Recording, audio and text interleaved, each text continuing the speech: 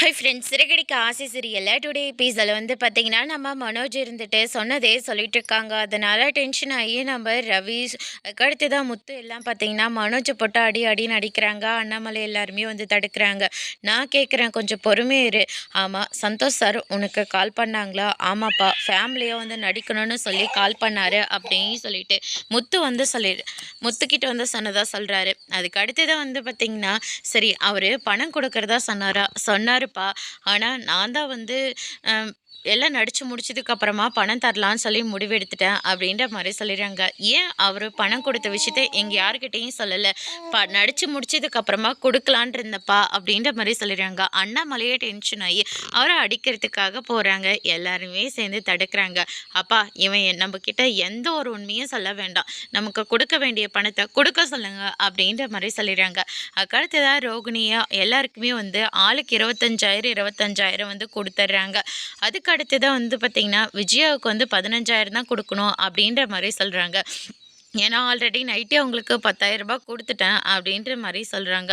அப்படின்னா அவங்ககிட்ட பணம் கொடுத்த விஷயத்த நீயா என்கிட்ட சொல்லலை அப்படின்ற மாதிரி அண்ணாமலை கேட்கவும், இல்லைங்க, நடித்து முடிச்சதுக்கு அப்புறமா சொல்லிக்கலாம், நீ என்கிட்ட எந்த ஒரு உண்மையுமே சொல்ல தேவையில்ல அப்படின்னு சொல்லிட்டு அண்ணாமலை டென்ஷன் ஆகி அங்கேருந்து போயிடுறாங்க.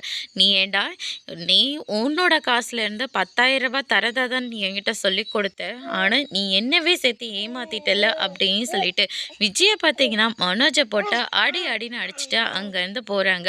ரோகிணியும் இப்போ மானமே போச்சு, பணம் போச்சு ரோகிணி, மானமே போச்சு, இதில் பணம் போகிறது பெருசா அப்படின்னு சொல்லிட்டு மனோஜை போட்டு அடிச்சுட்டு அவரும் அங்கேருந்து போயிடுறாங்க. அதுக்கு அடுத்து தான் முத்து காரடிவு கட்டலான்னு சொல்லிட்டு போகிறாங்க. ஆல்ரெடி கட்டியாச்சு, மீனான்றவங்க தான் கட்டிட்டு போயிருக்காங்க அப்படின்ற மாதிரி சொல்லிடுறாங்க.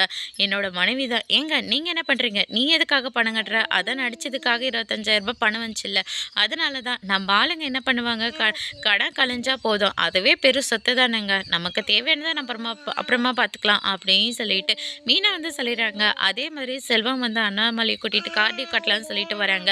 அடுத்த மாதம் நான் கட்டிக்குவேன், என் மேலே நீங்கள் இவ்வளோ பாசமாக இருக்கீங்களா, அதுவே எனக்கு போதும் அப்படின்னு சொல்லிட்டு நம்ம முத்து ரொம்பவே சந்தோஷமாக அங்கேருந்து போகிறாங்க. மீனா அதுக்கு அடுத்ததாக பார்வதியோட வீட்டில் பூ கொடுக்கணும்னு சொல்லிட்டு அங்கே போகிறாங்க.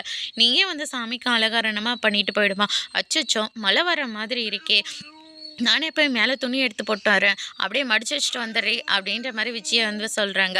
உடனே பார்வதி இருந்துட்டு, என் வீட்டு வேலையில் எதுக்காக செய்ய சொல்கிற, பூ கொடுக்குறவ தானே, இதெல்லாம் செஞ்சால் ஒன்றும் தப்பில்லை அப்படின்ற மாதிரி விஜயா சொல்லிடுறாங்க. அதனால மீனாவே எல்லாத்தையும் மடிச்சு வச்சுட்டு அங்கேருந்து கிளம்புறாங்க. அதுக்கடுத்ததான் ரதியோட அம்மா புடவை பிஸ்னஸ் பண்ணுறாங்கன்னு சொல்லிட்டு விஜயாவுக்கு புடவை எடுத்துகிட்டு கொடுக்குறாங்க. 3 புடவைக்கு 45,000 ரூபாய். பார்வதியை போய் பணம் எடுத்துகிட்டு வர சொல்கிறாங்க. பணம் இருக்கிறதுல அந்த மீனா தான் கண்டிப்பாக எடுத்துருக்கணும் அப்படின்னு சொல்லிட்டு விஜய் முடிவு எடுக்கிறாங்க.